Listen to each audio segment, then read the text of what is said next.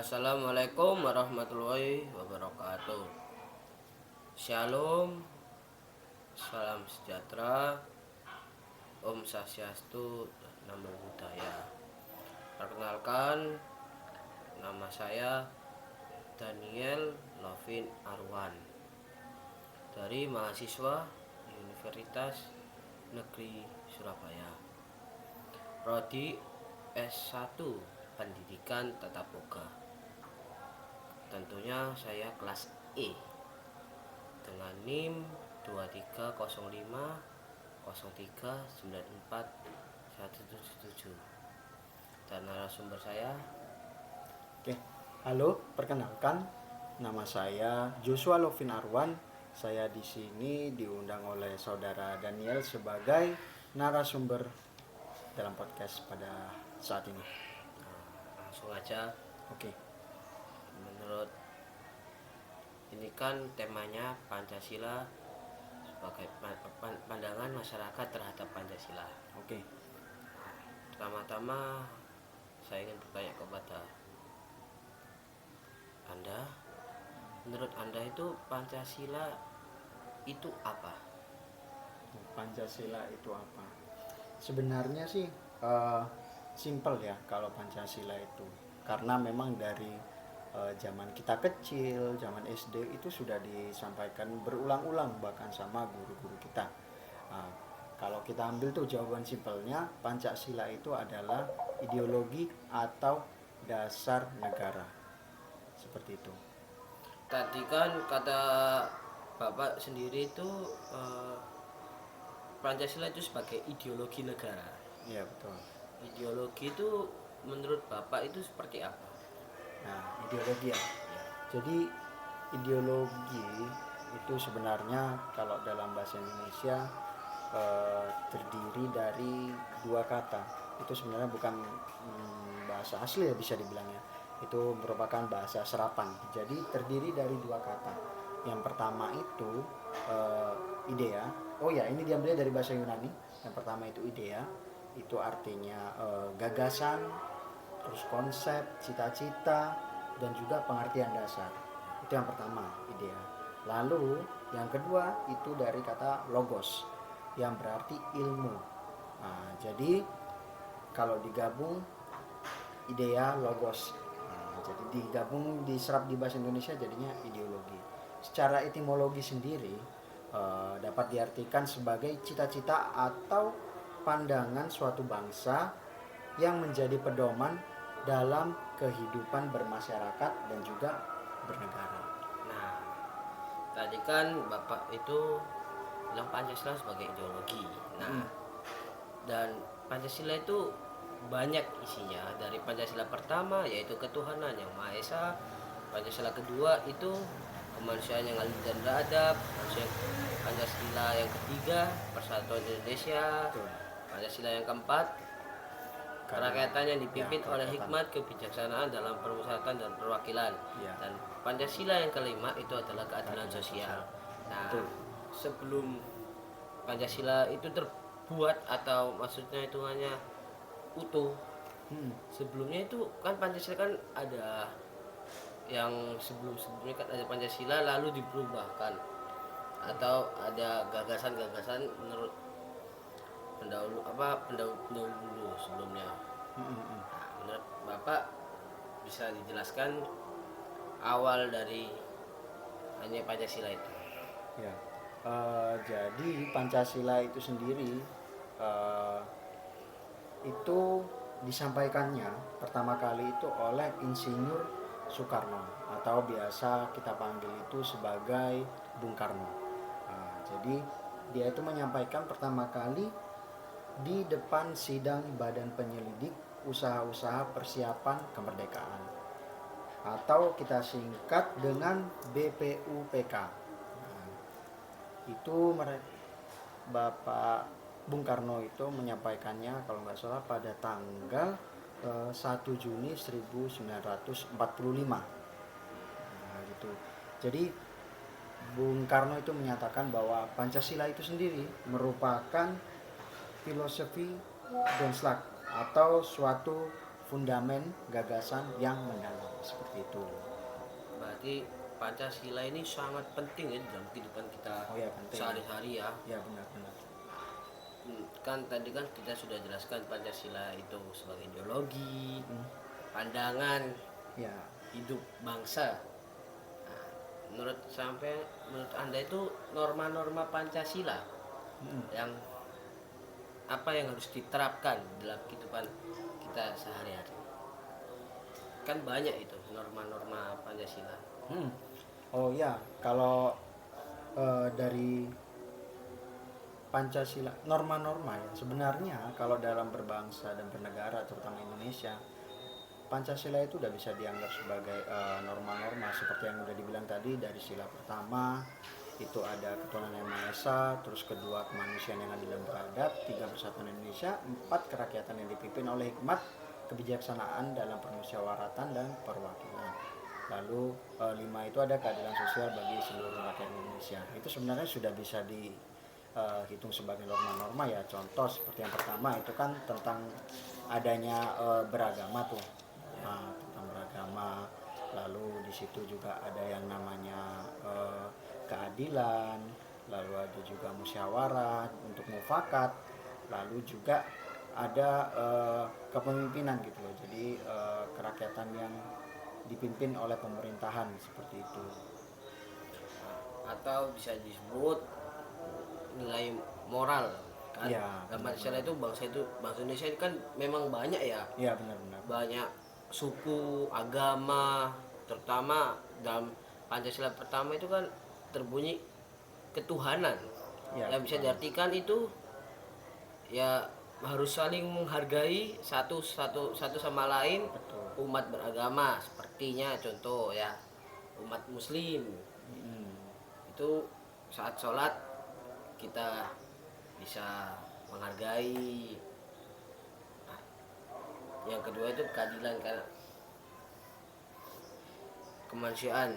Nah, artinya kita itu harus tahu artinya itu setiap manusia itu harus adil. Ya, sebenarnya sih kalau misalnya diambil dari contoh sila yang pertama ya, contoh kan sila pertama itu ketuhanan yang maha esa. Itu norma-normanya adalah norma keagamaan di mana kita itu harus saling menghargai. Karena kita di dalam bangsa Indonesia ini pasti nggak cuma terdiri dari satu negara. Kita kan negara yang berbasis republik ya, berlandaskan dengan hukum dan juga Pancasila. Jadi negara kita ini secara tidak langsung juga sudah menerapkan sila yang pertama itu, di mana di negara kita itu udah banyak agama. Ada Muslim, ada Kristen Protestan, lalu ada Kristen Katolik, lalu ada Hindu, Buddha dan Konghucu. 6 ya. 6. Iya, 6. Jadi kalau contohnya nih simpel di sila pertama. Biasanya dari kehidupan sehari-hari aja nih kita ambil. Kalau misalnya kita nih umat beragama Muslim ya terutama, kan itu ada ini sholat 5 waktu tuh. Nah, biasanya kan dikumandangkannya lewat azan. Kita misalnya contoh misalnya di gereja ada kegiatan, kita kan biasa kalau di gereja pakai pengeras suara apa. Jadi kalau ada suara azan biasanya di gereja saya itu otomatis langsung suaranya dimatikan dulu, menghargai orang yang sedang mengumandangkan azan. Nanti kalau sudah selesai itu baru dinyalakan lagi, lanjut lagi aktivitasnya. Seperti itu sih. Nah, kalau dari sila yang kedua itu kan kemanusiaan yang adil dan juga beradab. Nah, kalau norma yang diambil dari sila kedua ini itu norma tentang ini ya, tentang rasa kemanusiaan kita terhadap sesama. Jadi selain kita menghargai secara agama, kita juga menghargai orang lain itu karena dia ya setara dengan kita gitu, manusia. Jadi kita memandang itu bukan hanya soal agama tapi juga karena dia manusia. Kalau bahasa simpel, bahasa kekiniannya itu memanusiakan manusia. Nah, itu bahasa kerennya tuh. Nah, jadi kalau di sila kedua itu contoh nih, misalnya ada orang yang mohon maaf misalnya kita lihat orang ini kayak tanda kutip cacat gitu atau mungkin Berkebutuhan khusus. ya berkebutuhan khusus.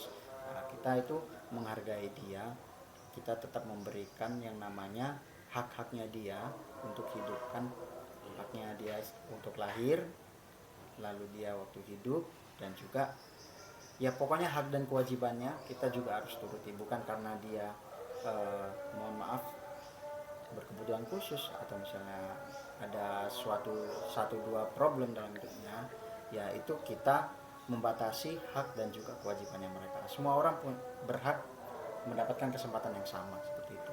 Contoh nih misalnya di Indonesia kan, kalau nggak salah di UNESA juga loh, itu ada tuh namanya udah mulai menerima teman-teman kita yang berkebutuhan khusus, dan itu nggak dimasukkan ke kelas khusus ya, Enggak, itu langsung disamaratakan. disamaratakan. Jadi satu kelas itu udah mulai beragam tuh, ada yang ada yang ada yang normal dan juga ada yang berkebutuhan khusus itu tadi. Semuanya dikasih tugas yang sama, dikasih tingkat tingkat tugas yang sama, kesulitan yang sama juga. Itu suatu bentuk penghargaan ya, luar biasa banget. Itu kalau sila yang kedua. Kalau di sila yang ketiga itu Persatuan Indonesia. Nah, sila ketiga ya.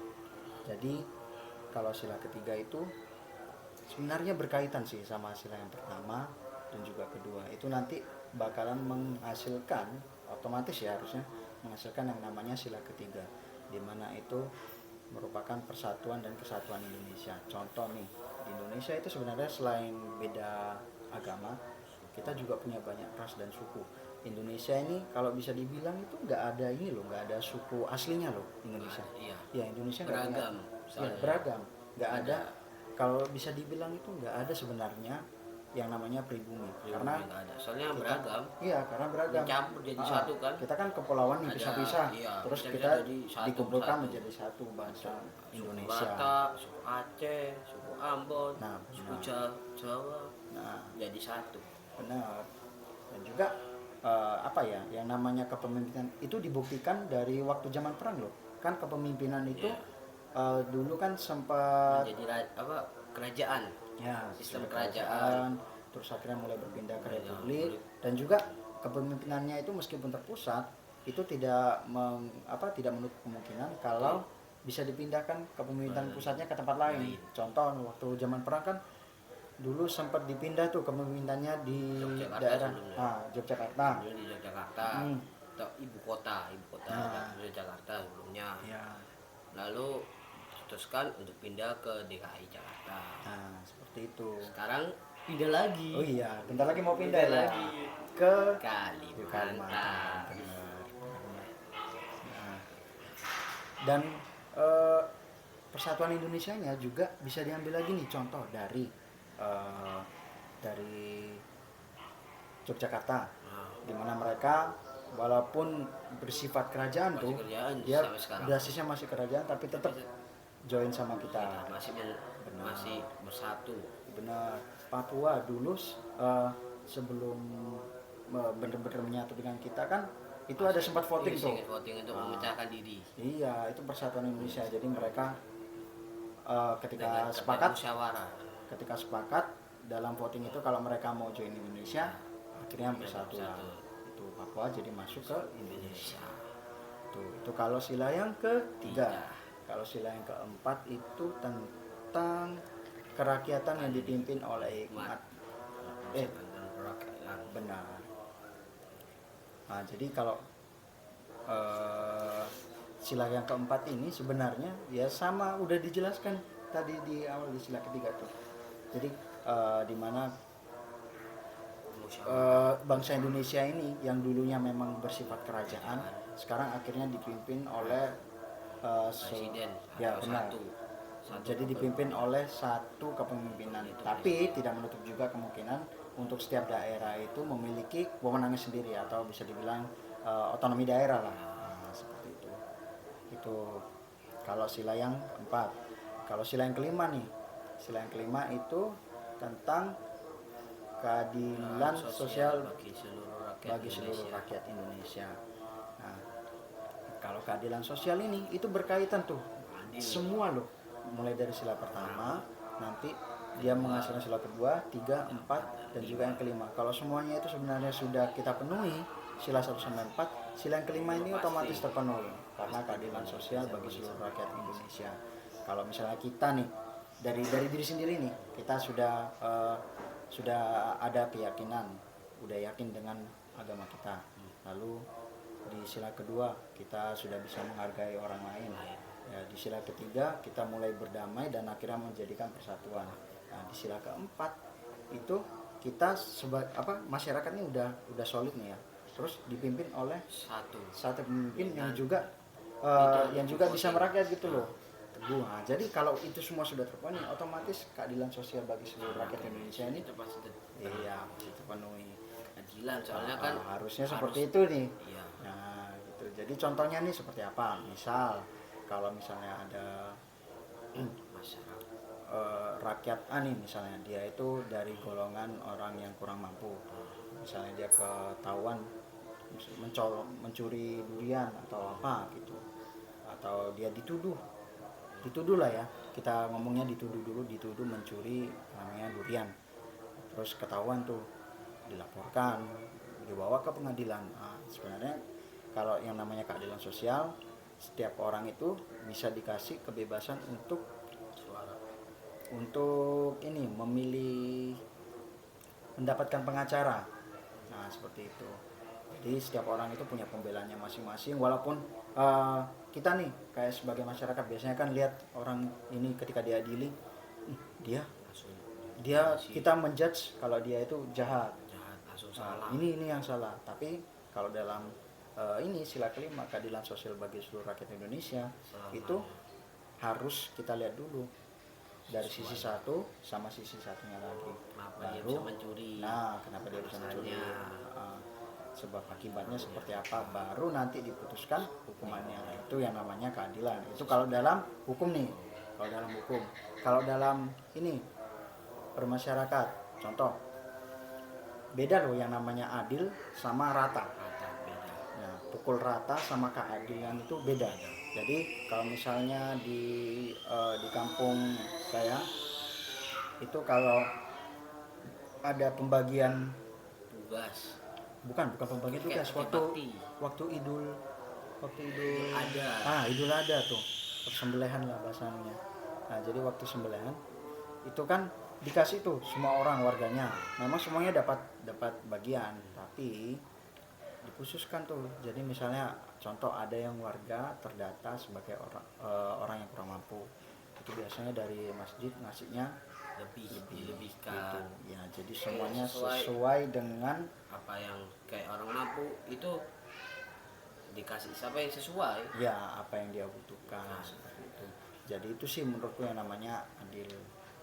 Ya, itu norma-normanya nih dari mulai sila 1, 2, 3, 4 dan juga 5. Nah, itu kan sudah disebutkan ya norma-normanya. Nah, jadi kayak norma 1, Pancasila 1, Pancasila kedua, Pancasila ketiga, itu normanya itu sangat dibilang sih sangat dibutuhkan dalam kehidupan sehari-hari. Dan itu ya dilakukan, harus kita lakukan dalam kehidupan sehari-hari. Ya, itu kewajiban kita juga.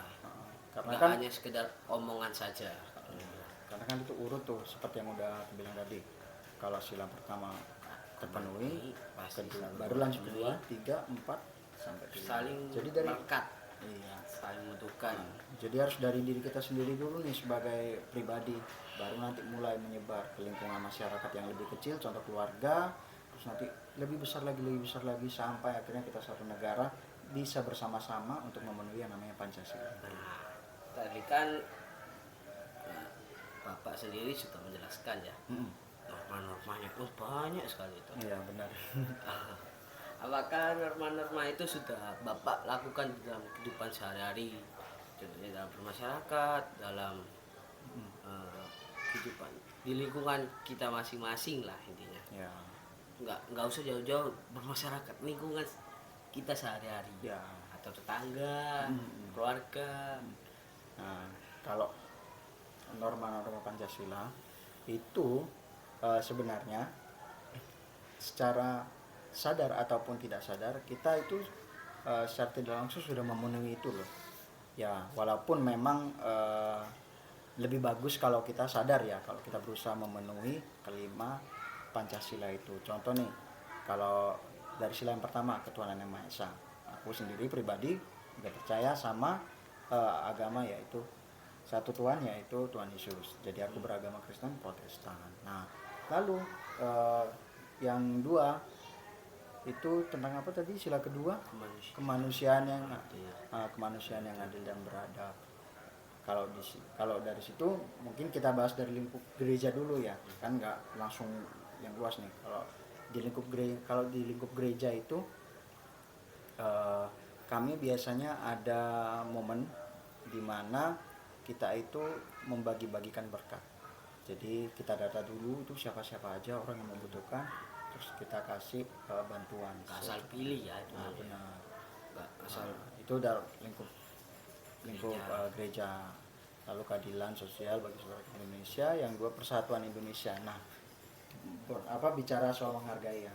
Nah, kalau dari saya sendiri contohnya ya seperti tadi, kalau di gereja itu misalnya masjid berkumandang azan gitu, kita dari yang gereja misalnya ada rame-rame, coba diturunin suaranya. Nanti kalau sudah selesai baru lanjut lagi. Terus juga misalnya ada timbal balik juga sebenarnya ketika misalnya contoh Idul Fitri. Nah, ya itu kan kita kita walaupun sebagai umat ini Nasrani, tapi ketika udah Idul Fitri kita berusaha untuk nimbrung. Nimbrung atau bahasa simpelnya unjung-unjung. Nah, orang biasanya. Jadi kita ngikut unjung-unjung tuh ya sambil cari uang biasanya. Nah, jadi kita unjung-unjung ke tetangga sini, silaturahmi lah. Begitu juga ketika ini Natal.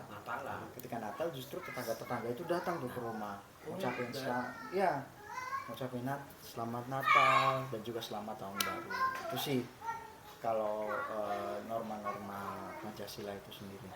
Nah, lalu untuk ini kalau untuk sila keempat nih, lompat ke sila keempat. Nah, itu tentang tadi kan jadi, Bapak bilang kan sila ketiga, sila kedua, sila ketiga. Nah, sekarang lanjut sila keempat nih. Ya. Bisa Bapak jelaskan lagi? Jadi kalau kita lompat ke sila keempat, di situ tentang kerakyatan. Kalau kerakyatan dari saya sendiri itu kerakyatan dipimpin oleh hikmat dan dalam permusyawaratan dan perwakilan.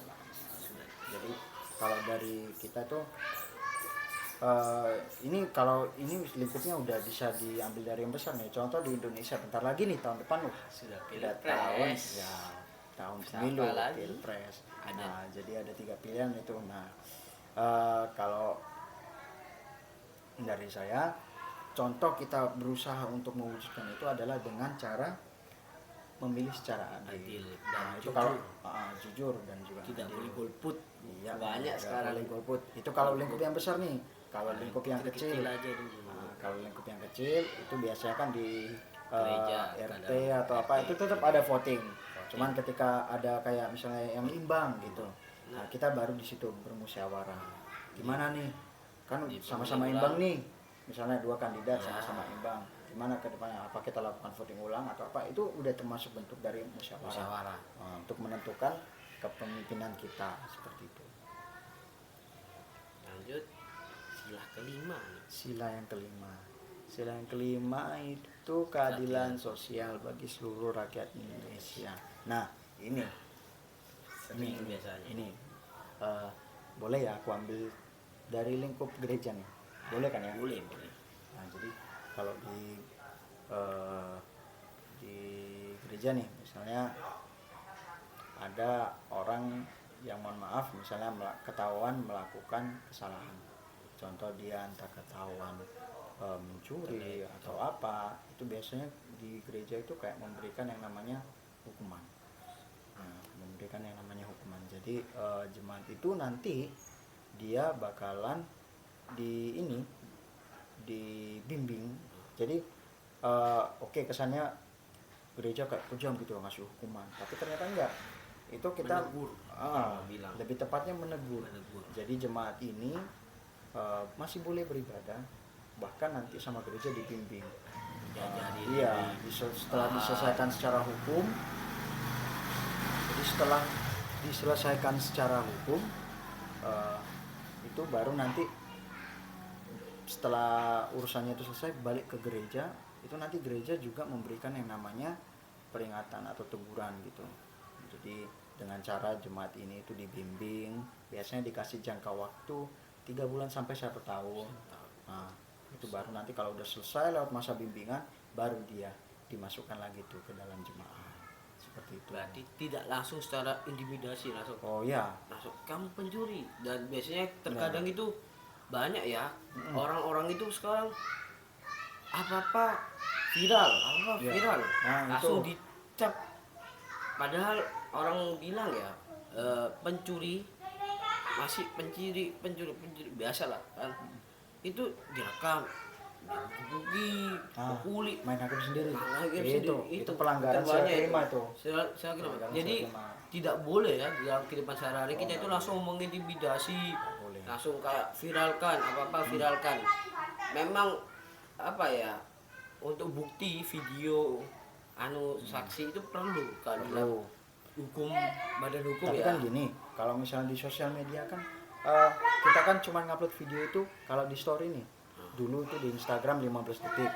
Sekarang oke lah bisa 1 menit. Tapi kan batasnya cuma 1 menit aja tuh. Nah, jadi video yang 1 menit ini nggak bisa dijadikan patokan kita untuk menjudge seseorang atau peristiwa yang sedang terjadi. memang boleh kita untuk Berasumsi ini yang salah. ini salah. Tapi untuk kita menghakimi langsung, Itu sangat, apalagi sangat- saya berbullying itu. wah sekarang apalagi sosial media kan kejam itu, Benar. viral sedikit udah langsung rame di media ya. Apa pada menurut sampean atau anda itu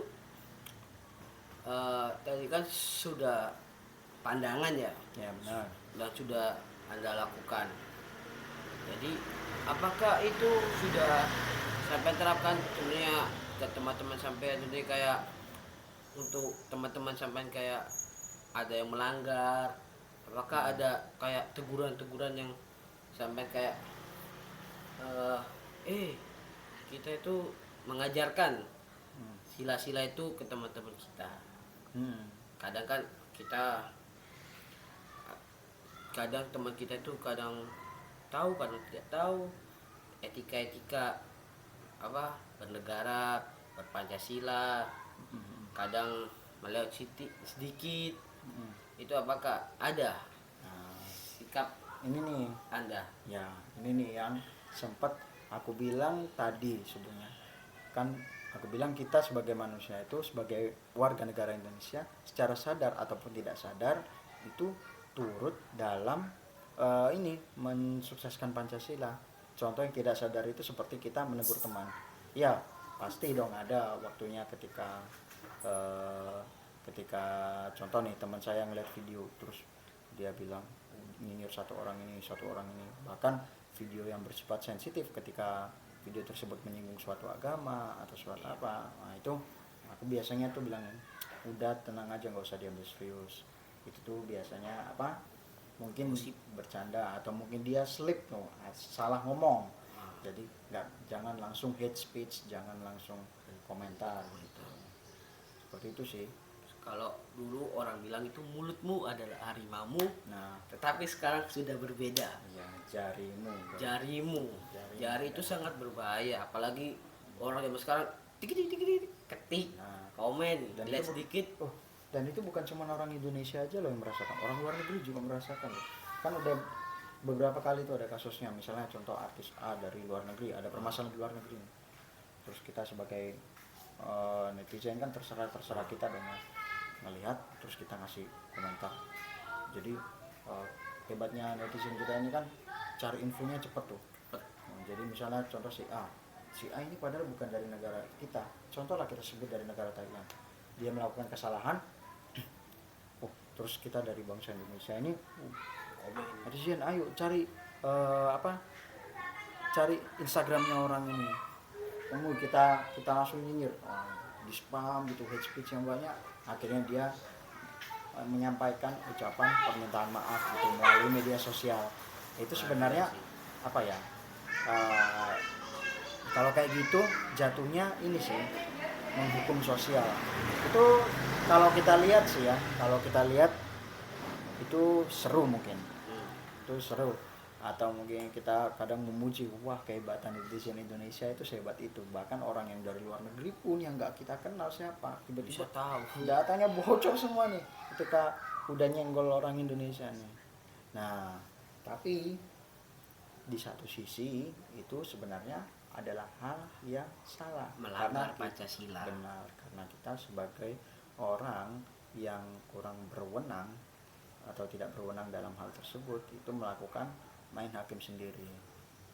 Ini coba kita bahas ini ya, agak melenceng nih dari Pancasila, coba kita bahasnya ke tentang psikologis gitu. Kan nggak ada yang tahu tuh ketika